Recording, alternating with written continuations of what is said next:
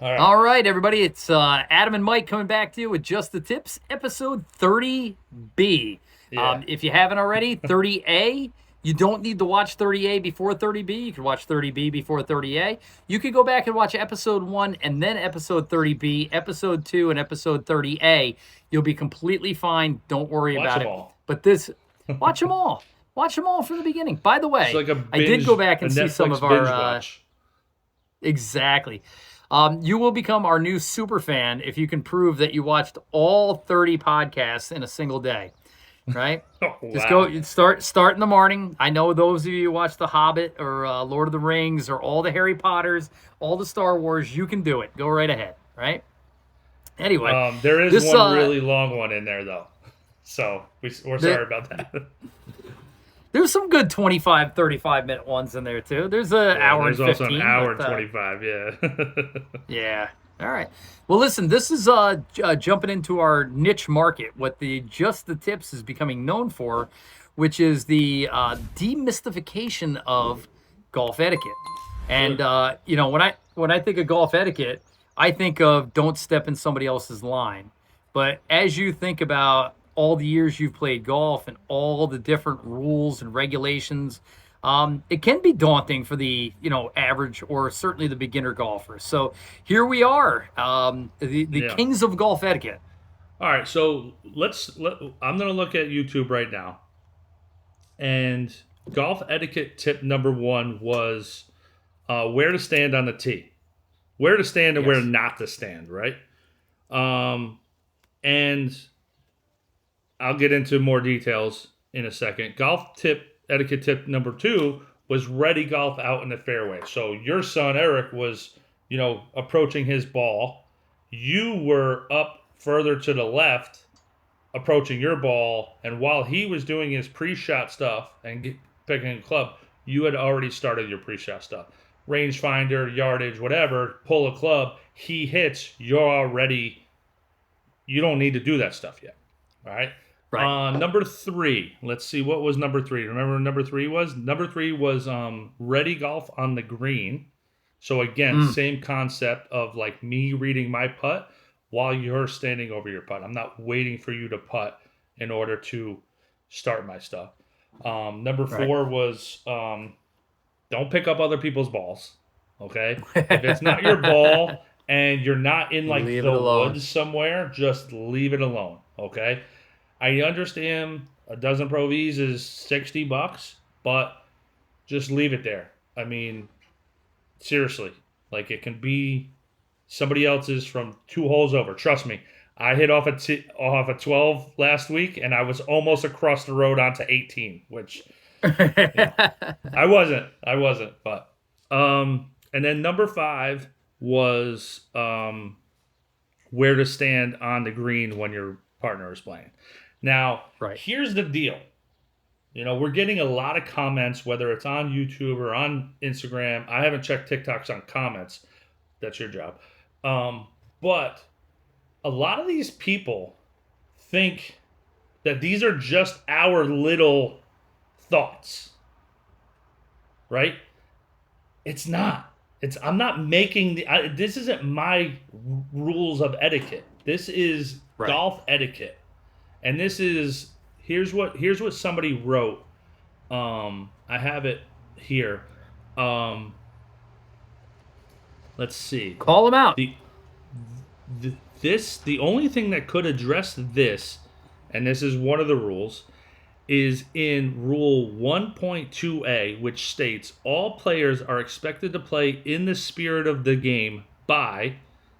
I'm sure there's a list of specific things that they say, but this one says showing considerations to others, for example, not distracting the play of another player. That is a Right. rule.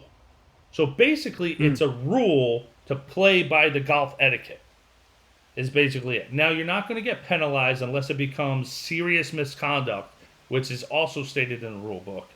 But these are rules. Now, and you can see in our last golf tip, etiquette tip number 5, Adam's like waving me off, right? If I'm standing there and I'm bothering him, he has every right to wave me out of the way and tell me to stand out of the way. And then I have to. And if I don't, the more it happens, the more it starts getting to the serious misconduct level to where it will start being a penalty stroke on me. So here's the thing, and we've said it before, is that in golf, there is no defense. It's not like I can stand up by the hole, and take my shoe and try and kick the ball out of there. But there is gamesmanship, and gamesmanship can come in a lot of different varieties in competitive rounds. My favorite is a guy who will remain nameless, John Hornbeck. After he hits a great shot, he'll be like, I'm like, great shot. He's like, oh, thank you. I'm just so glad I didn't hit it in the water that's down on the right, kind of where you hit your ball when you missed to the right. And he's doing it on purpose. I can tell he's doing it on purpose, but that's nuanced. What we're talking about here is somebody standing, too close to you or behind your shot. Anything that can literally interfere with your game. Now, you might be doing it by mistake, and that's our assumption, is that these are violations of etiquette. You don't understand the formality of the game, but they can You're affect way the other nicer players. than I am. You are way nicer than I am. There's no way there's some people that you could tell they're doing it by accident, right? Yes. Hey, my bad, or maybe their buddy doesn't play like that, and when they're starting to play with a new group of people, or they got invited or something like that, maybe they don't get it. But there's other people, and in the comments, you will see these people just don't give a crap. Yeah. They're like, no. They're like, heck no. I'm like, well, here's the deal. You're always going to be playing at some crappy 9-hole course in your town with your same crappy buddies for your $5. That's it. You're never going to be playing in a serious competition. Wearing your gym shorts and your mock turtleneck, your hat on backwards. Yeah, your shirt's not tucked in. Yep. Your Crocs. Yep. I hear you. And listen, you want to play like that, that's fine, right? Like, if that's you, be totally at it. Fine. But, like we've talked about our Saturday, Sunday matches, you're never going to get invited to those if you play like that. If you, and actually me and your daughter were talking about this after the third round, we were talking about, we never wish for the other guy to play bad. You just want to play better. That's it. And I've had this conversation, we had this conversation where, like 9, I like to use 9 example because I stroke there and you don't. If you're on in 2 and I'm on in 3 and you're like 12 feet out and I'm like 10 feet out, I'm thinking you're not going to make that putt. Mm-hmm. And I just have to nestle mine up to make a 5 for 4. You're not going to make yours for a 4 for 4, and we tie. So that's my thought process. Mm-hmm. And then in my head, I say, if he makes this, then he deserves to beat me. That's how I think. You know what I mean? If you make a 12-footer for birdie on a hole like 9, then you earn that, dude. But I'm never being like, I'm never standing there blow this by, blow this by, blow this by. That's just not how I play. It's not how I play. So I want you to beat me. So that's a thought process, and I think that's a positive, gentlemanly way to play the game. But we're not talking about that today. What we're talking about are the things that you do that actually, whether you're doing it by accident or you're being shitty and doing it on purpose, actually have consequences to them. Well, the consequences are it's a gray area, right? So I'm going to look at some of the golf etiquette tip number 5. This was where to stand on the green when your buddy's putting. And the initial two couple things are, you're not allowed to, I don't want to say you're not allowed. Don't stand on the opposite side of the hole in line that your playing opponent is putting on, right? And do not stand behind the line that your player is putting on. So whether you're putting this way or putting this way, you're not allowed to, don't stand on the extended line of it. Let's see. Standing behind them is fine unless you're hitting the same putt. There is no issue whatsoever, is one of the comments. Okay. So my question for you is okay, you and I are on a 2-man best ball. I have an 8-footer, you have a 10-footer. You're putting first. I can't stand behind or in front of you to watch you putt this putt. I can't stand Now, dead I don't behind want to you. say the word can't. I don't want to say the word can't. Now, if I'm putting, Hmm. I'm going to tell you to move. So if it's me, no, you can't. And if it's you, But I we're know you. partners. Oh, if we're partners, you definitely cannot do it. That is in the Cannot. rules. Cannot Okay. stand. If we're partners or if I'm your caddy, you cannot stand on any part of the extended line when you're hitting the putt. Now, Okay. if you hit and I'm standing like over here and the ball starts to roll, I can come over here and watch it. But I cannot be Okay. standing there when you're putting. Now, in a Yeah. scramble, I think those rules kind of aren't really, Yeah. it's not a sanctioned event or anything like that. So Yeah. standing behind them is fine unless you're hitting the same putt. There is no issue whatsoever. Now, again, we're talking about getting a read. We're trying to talk about that thing. But let's just go on like another level of distracting a player. So You're not supposed to be distracting a player. right. Jingling Right. coins in your pocket, whatever. None of that stuff is Shaking the ice in the acceptable. back of the cart. Dude, you You have got the your. loudest water bottle there is. I have a hydro Any flask that to unscrew the thing sounds like a church bell ringing. true. It sounds like a True story. fireside. So that and the 10th T bars, protein bars specifically designed for the golf course, they put them in the loudest wrapper of all time. You think like a Werther's original in a movie theater is loud? Try and unwrap one of these things while somebody's addressing their putt. It's Yeah. ridiculous.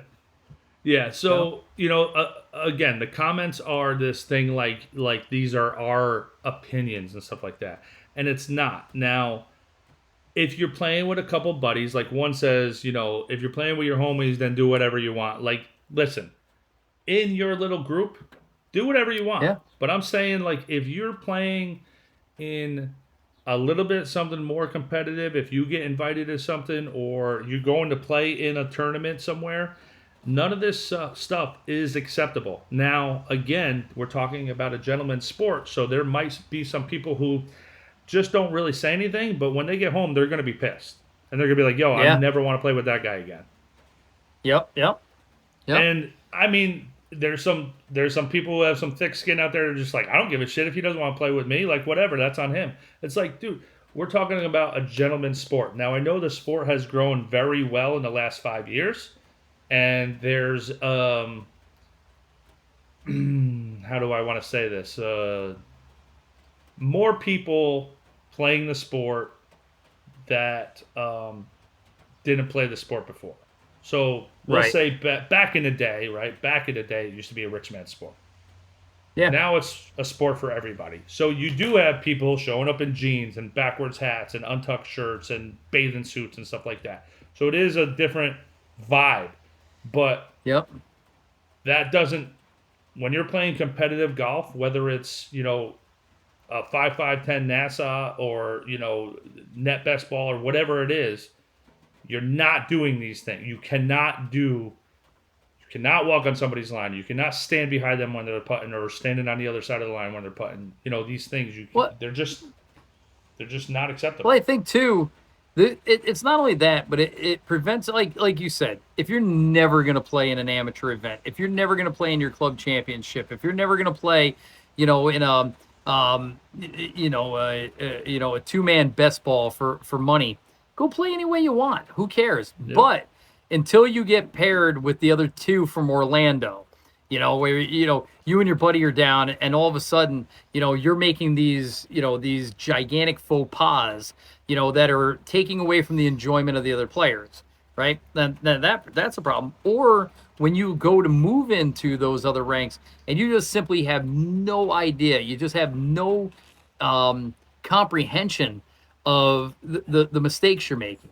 It's like So if you were to go out. It's like if you were going to go out to a fancy steak dinner and you walked into a beautiful white tablecloth restaurant to order an $80 steak and you were wearing flip-flops and your Just the Tips hat. yeah, it's like that. That That was steak was not still our fault, good. by the way. That was not our fault. That We was. thought somebody said it was casual. Somebody said I it was think a we were still casual all right. restaurant. I think. So here's another thing that that you want to say is there's a couple ways you can go about this is like you're never going to get better if you continue to play like that. If you're trying to distract your partner to play worse, you're never going to be that single digit handicap. I really don't. I really believe that, right? Because if you're going to continue to play like that, it's just not going to happen to you. And then we can even go one step further and get a little crazy. And like we all know the golf gods exist, dude. We know they exist. And if you're going to be that guy, you can't get mad on the next hole when your ball hits a tree and bounces 80 yards to the right into the water. Because guess what? You deserve that because you were a jerk on the previous green. What you're saying is there's golf karma. That's a real thing. Absolutely. The golf gods are watching. Absolutely. I believe firmly in the dichotomy of golf. Oh, the dichotomy of golf. For every good shot, there's an equal and opposite bad shot. For every time that you rake a trap or you pick up a scrap of paper or fix a ball mark is not yours, you get one extra. For every time you that you drop make a piece of garbage and you're like, whatever, it's coming for you, dude. It's coming.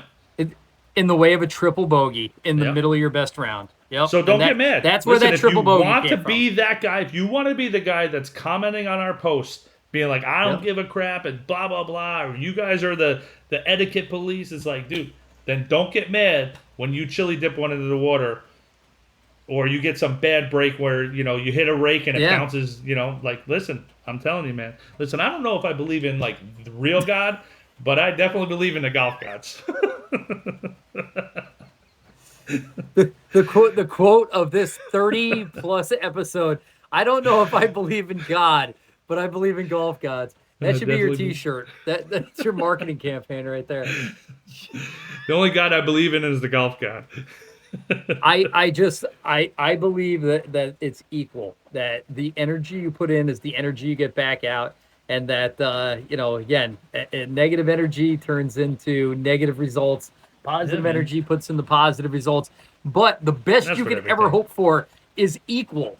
You will never. There's no way to get it to where you're on the positive side of good breaks. The best you can ever hope for is equal. Yep. That is definitely true. Yep. So again, listen, we're supposed to talk about pace of playing through. That's the big one that we need to talk about because it's like been a couple episodes in the making. So here's the deal. We are the playing through group.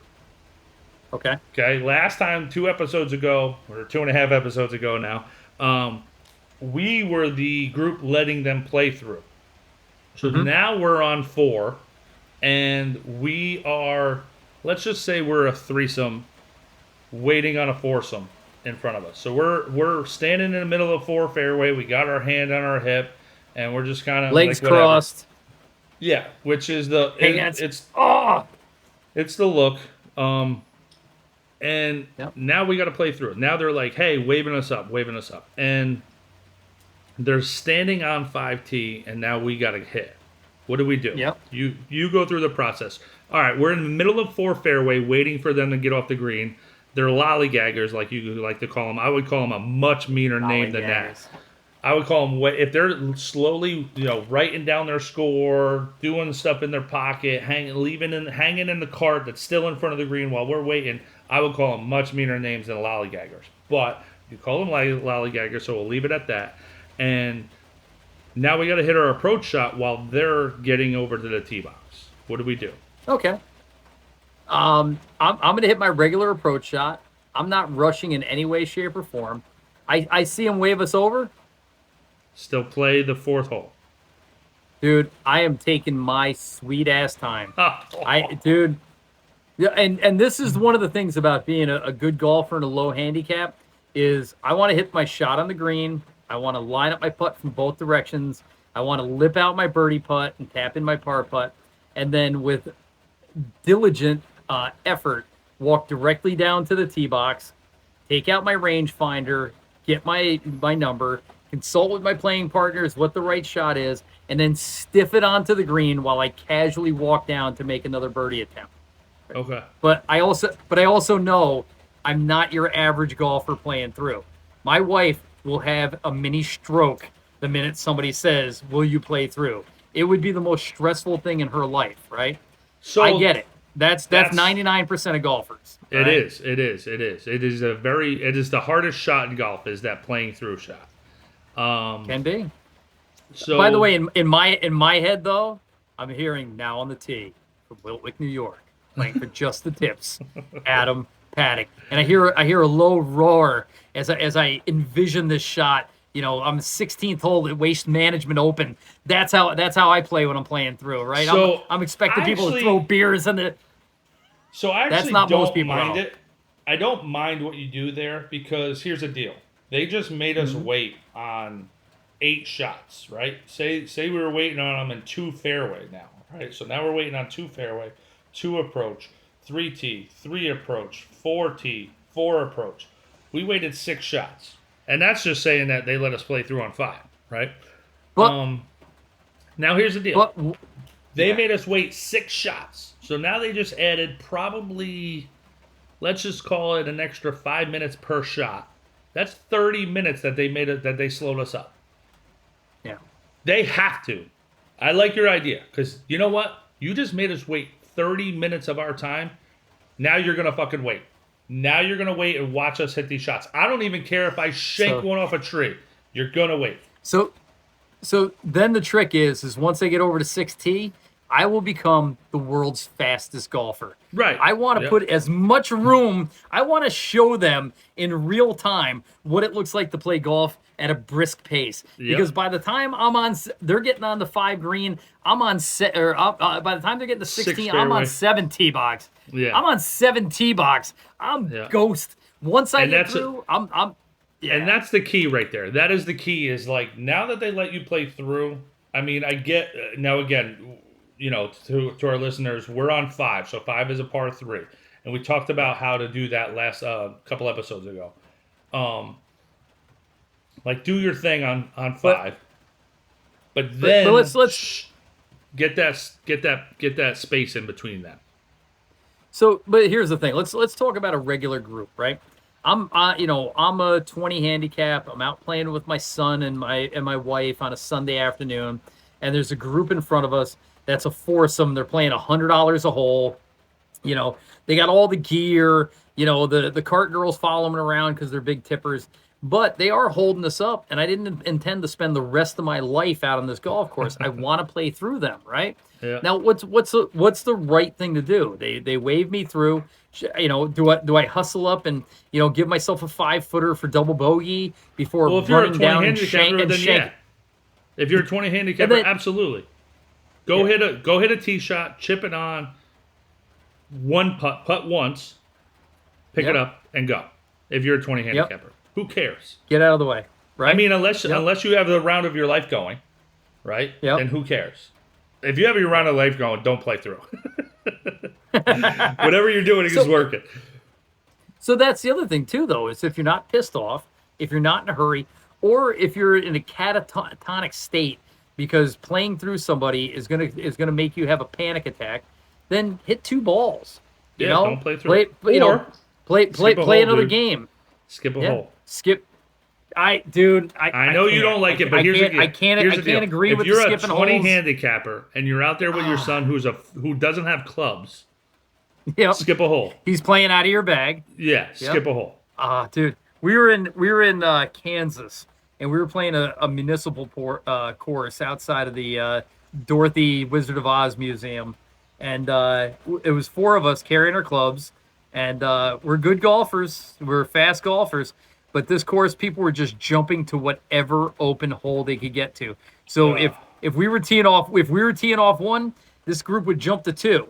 And then if somebody was on 3, they'd jump to 6. And then they'd come back and play 1. But everybody was doing it. And I watched this chaos going on.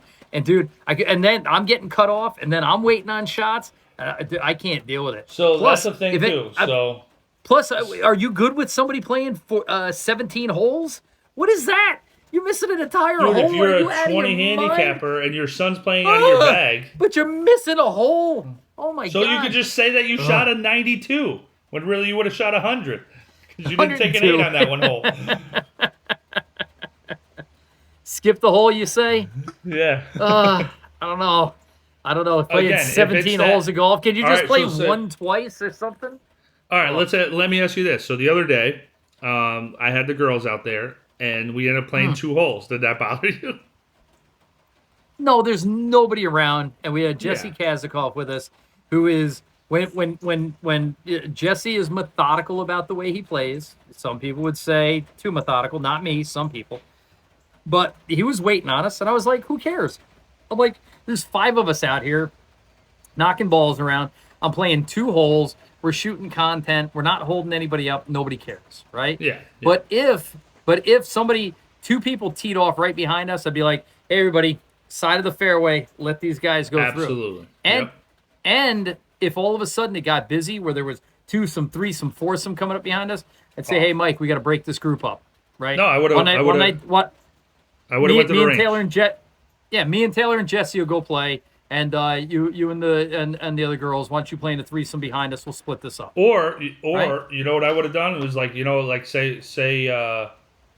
say we got over to 3 tee box and we started seeing like maybe a couple groups starting to tee off or being on one green or something.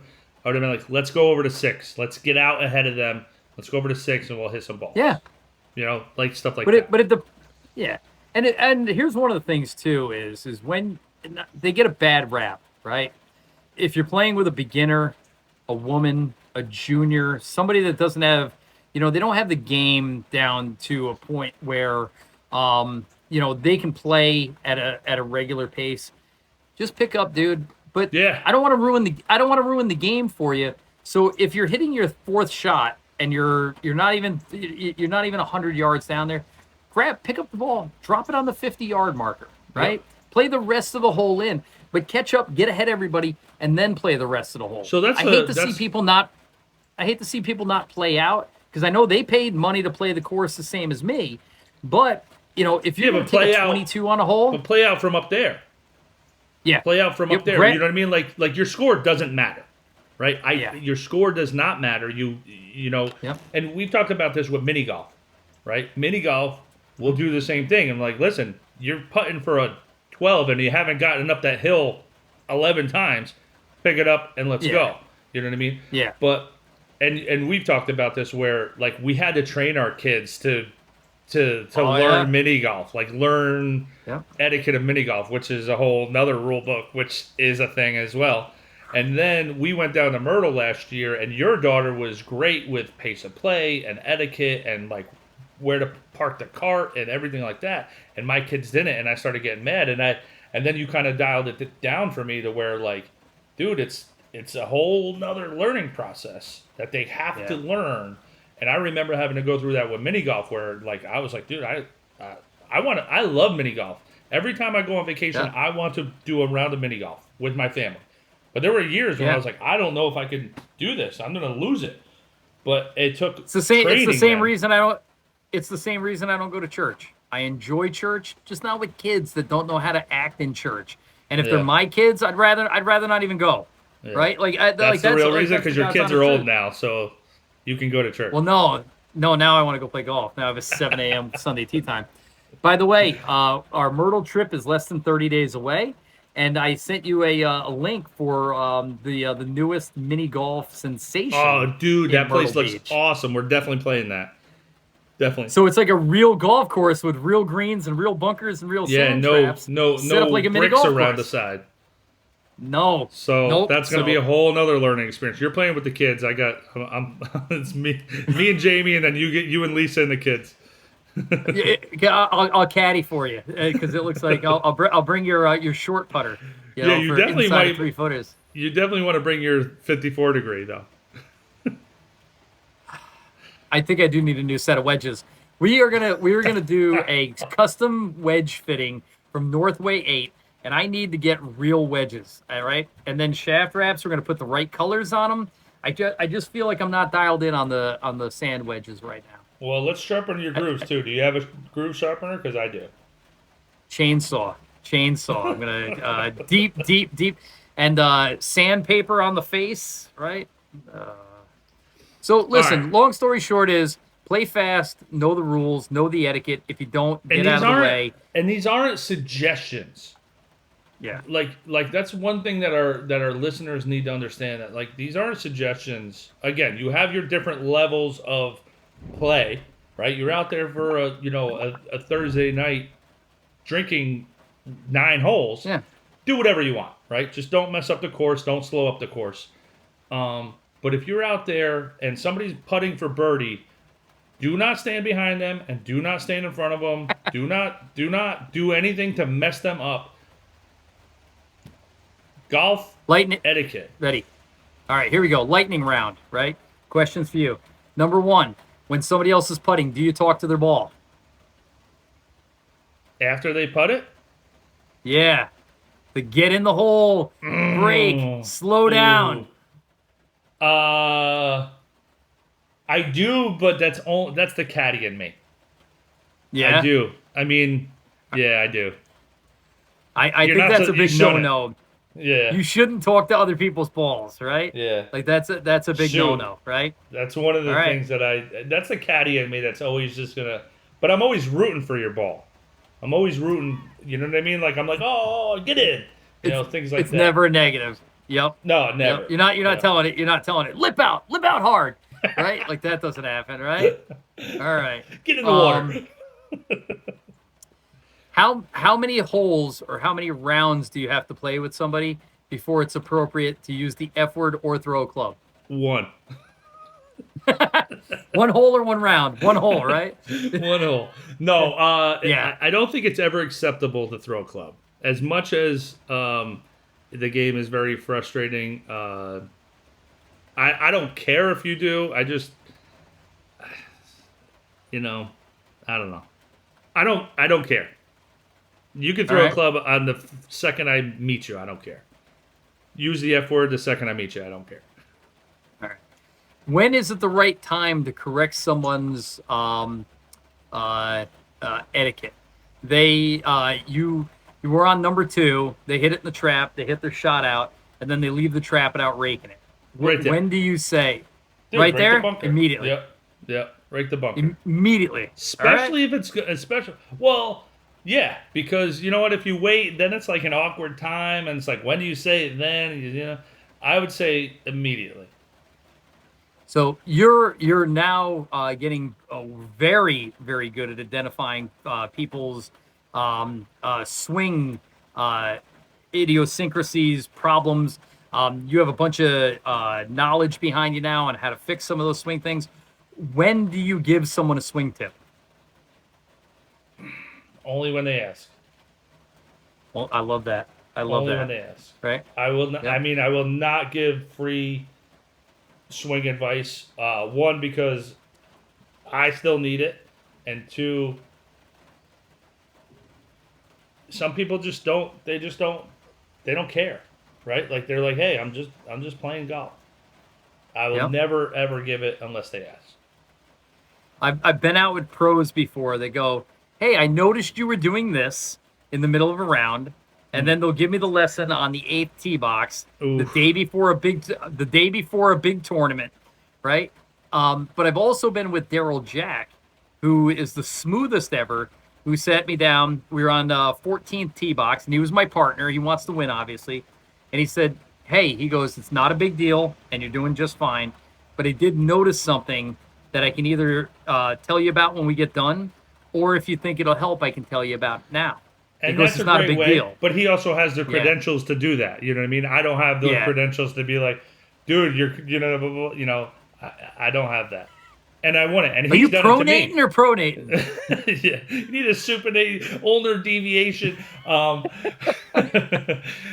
But he did it with me where they were playing 18 and I could only play 9. I had to go back to work. And I was like, hey, I only have an hour, so I'm going to walk off 9, and then I'm going to hit the range for like a half hour and then go back to work. He was like, hey, all right, now I'm going to show you something. If you're not going to continue playing, you're going to practice a little bit. Now I'm going to show you that thing. And that was totally cool.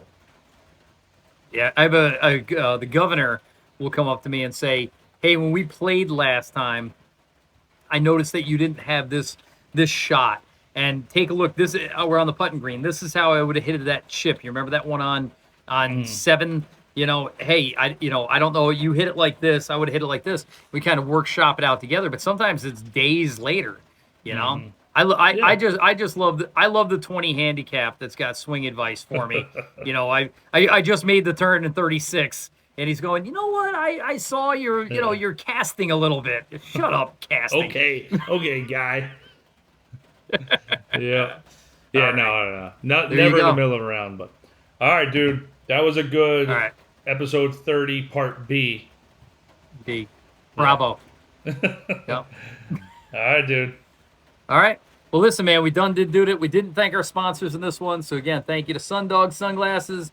Use your code JTT15 at checkout to get the new ones. I'm looking forward to getting a new set. I just haven't sat down yet and asked myself, what sunglasses define me as an approaching scratch golfer?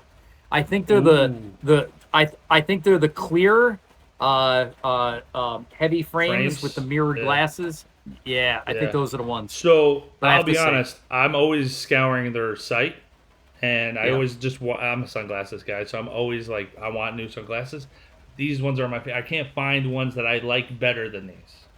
So I'm sticking with these for a little while. That's like my driver. So shout out to Shaft Wraps, making it super easy to identify your clubs in the heat of battle. I know when I put those on my irons, and I don't notice any swing weight difference at all. I just feel more solid with them. I feel and they look fantastic, dude. Dude, I love them. They're looking sharp, right? And then hit up our boy Todd Hutchinson down at Ball Hawker. $23 dozens of Pro Vs. Where are you going to get that? Get the specialty box, the green Ball Hawker box cool. for his Pro Vs. It is, and like I said, he's also got special sales on your Chrome Soft, your tricolored balls. If you need 100 pink balls in a pinch for a golf tournament. Give him a holler. He'll get him up to you in a hot hurry. Yeah. So, all right. There you go. All right. But I think we did it. All right. Yeah, I'm Adam. I'm Mike. Just the tips. Just the tips. Just the tips.